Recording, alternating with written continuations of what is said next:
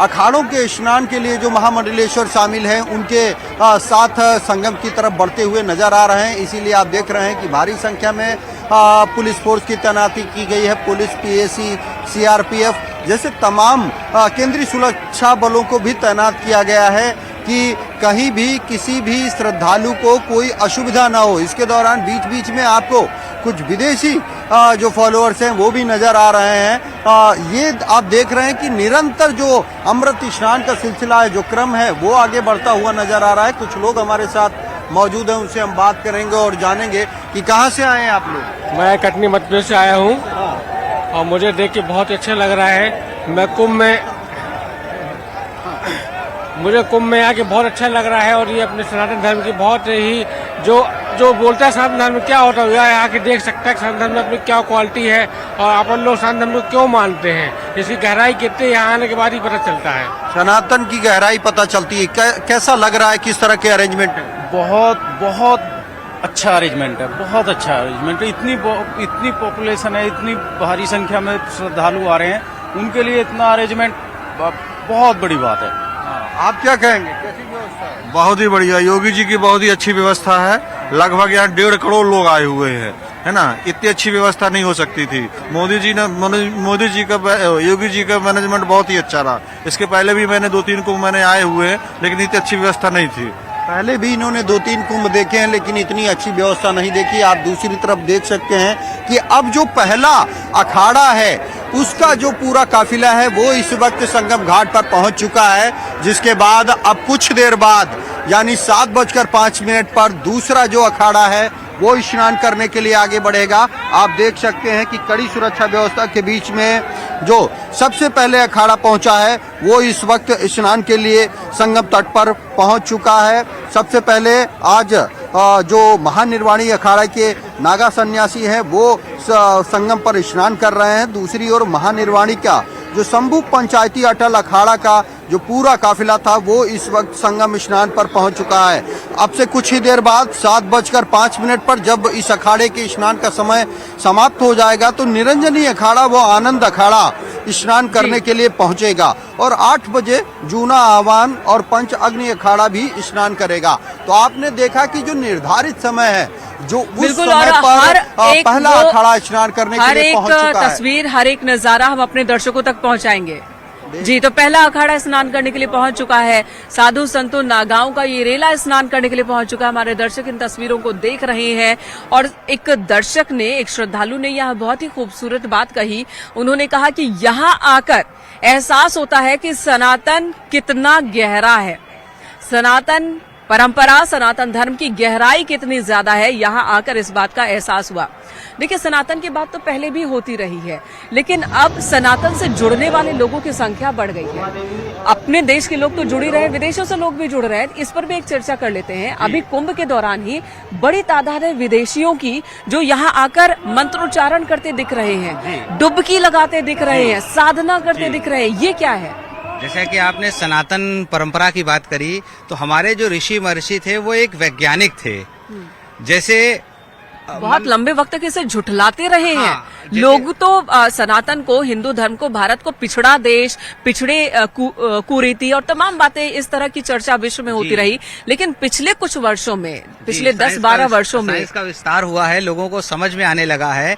जैसे अक्सर एक भ्रांति ये होती है, सनातन के बारे में बता रहा हूँ, विज्ञान के बारे में बता रहा हूँ, कुंभ क्षेत्र के, कि जैसे लोग कहते नहीं है कि ये जो प्लैनेट्स हैं, जो आकाश गंगाएं हैं, वो बहुत दूर है, बहुत सारे लाइट ईयर्स दूर है और हम लोग यहाँ पर हैं।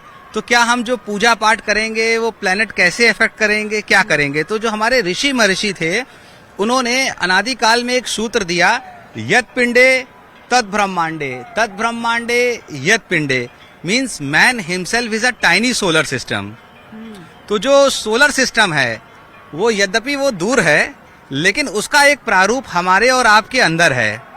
तो अगर हमको सिंक्रोनाइजेशन करना है, ये जो यहाँ पर जो फॉरेनर्स आ रहे हैं जिनको ये पता है सिंक्रोनाइजेशन का प्रोसेस, मैं एक एग्जाम्पल से बताता हूँ जिससे दर्शकों को समझ में आए कि ये बहुत बड़ा सनातन का विज्ञान है, ये महाविज्ञान है।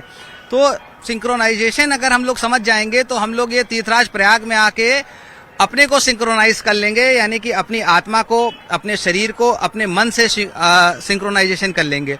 जैसे मान लीजिए मैं आज आपसे मिला, मैंने आपका एक अपना नंबर सेव किया या आपने मेरा किया। आपका जैसे ही मैंने नंबर सेव किया, मेरा टैबलेट घर पे रखा हुआ है और अगर सिंक्रोनाइजेशन प्रोसेस ऑन है तो वहां पर भी वो नंबर ऑटोमेटिकली सेव हो जाएगा। जब सिंक्रोनाइजेशन अगर मुझे नहीं आता होगा तो मैं घर जाके अलग से सेव करूंगा उस ईमेल पे। तो बस सेम सिंक्रोनाइजेशन प्रोसेस यहाँ है, बस हमको अपना सिंक्रोनाइजेशन ऑन करना है। अगर हम अपना सिंक्रोनाइजेशन ऑन करेंगे तो हम अपने मन का सिंक्रोनाइजेशन किससे करेंगे? तो ये बात अब दुनिया समझने लगी। ये बात दुनिया समझने लगी है। इसका वैज्ञानिक आधार है। जैसे हम संगम पे आके स्नान करते हैं तो उससे किसकी शुद्धि होती है? तन की। जब हम जाप करते हैं यहाँ पर या पूजा पाठ करते हैं तो उससे किसकी शुद्धि होती है? मन की। और जब हम यहाँ पर दान करेंगे तो उससे किसकी शुद्धि होगी? धन की। तो यानी कि धन की शुद्धि हो गई, मन की शुद्धि हो गई, तन की शुद्धि हो गई। यहाँ पर 3 पवित्र नदियों का संगम है। पिछले कुछ वक्त में योग को पूरी दुनिया ने अपनाया। योग जो भारत की ही देन है, अब भारत से बाहर योग करने वाले लोगों की संख्या बढ़ गई है। कई सेंटर्स खुल गए हैं और ये अपने आप में एक रोजगार का जरिया भी बहुतों के लिए बन गया।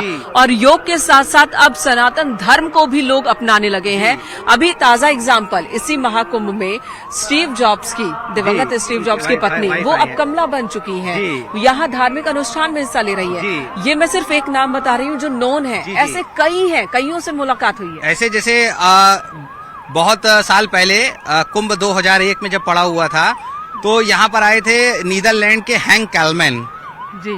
तो अब उनका नाम, उन्होंने सनातन धर्म को स्वीकार किया। नीदरलैंड में रहते हैं। अब वो अपने नाम के आगे लिखते हैं रामकृष्ण दास।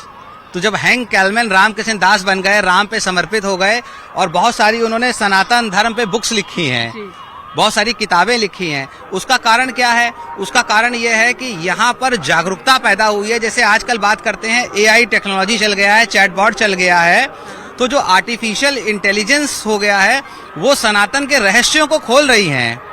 जो अब तक हम लोगों को बहुत अध्ययन करना पड़ता था, बहुत सारी किताबें पढ़नी पड़ती थी, तो अब युवा पीढ़ी चैटबॉट के जरिए, चैट GPT के जरिए, AI टेक्नोलॉजी के जरिए इसके रहस्य, ब्रह्मांड के रहस्य को एक्सप्लोर कर रही है। तो आने वाले समय में इसकी भी डिजिटल क्रांति। वाकई तो जो बात हमारे पुराणों में है, ग्रंथों में है, वही बात जब साइंस की किताबों में और लोगों तक ये बात पहुंच रही है, दोनों का कह सकते कंपैरिजन हो रहा है और एक से ही बातें लिखी हुई मिल रही हैं लोगों को, तो फिर उनका जो विश्वास है, भरोसा है, वो सनातन में बढ़ रहा है। और पढ़े लिखे युवा अब जुड़ रहे हैं सनातन से बड़ी संख्या में। इसकी एक वजह ये भी है। सीएम योगी आदित्यनाथ ने सभी को मकर संक्रांति की शुभकामनाएं दी हैं। बाकायदा उन्होंने एक संदेश जारी किया है, सोशल मीडिया साइट पर भी संदेश जारी किया गया। साथ ही उन्होंने एक बयान भी दिया है, सभी को शुभकामनाएं दी हैं और बताया है कि कैसे मकर संक्रांति पूरे भारत में अलग अलग नामों से मनाई जाती है और आज से सूर्य जब उत्तरायणी हो जाता है तो उसका क्या असर होता है। आम लोगों के मंगल कामना की है सीएम